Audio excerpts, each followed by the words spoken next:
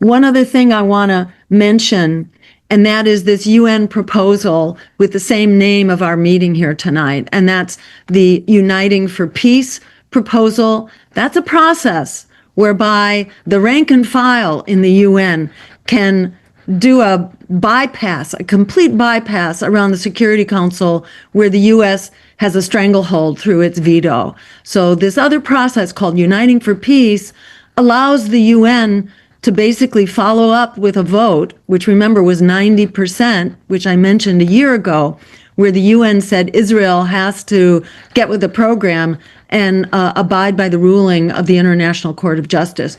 1 year ago, the UN said, you got a year to get out, Israel, and then we're going to pass some measures to compel that. So that time has arrived.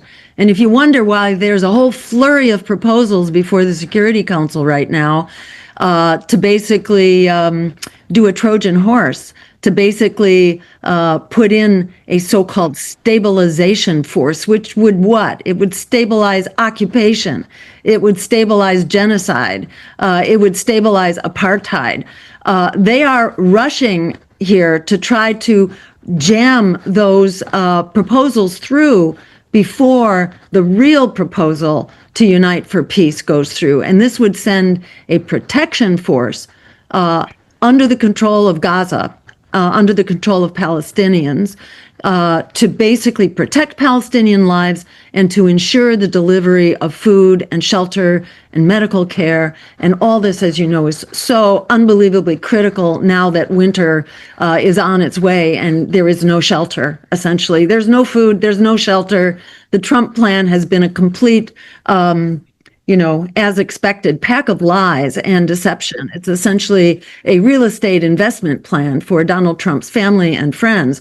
So what's going on there now under the guise of a peace process and a ceasefire? It is not a ceasefire. It's a slowdown in the rate of murder, but that murder goes on a daily basis, and the famine continues.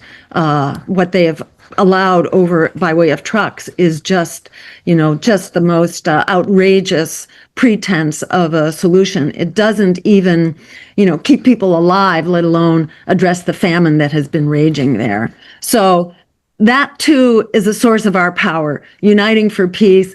We can do that at the United Nations as well as doing that here as just humanity, asserting our moral compass here on Black Friday coming up on the 28th of November, in sympathy with the strikes that will be going full bore in Italy on the 28th and 29th of November.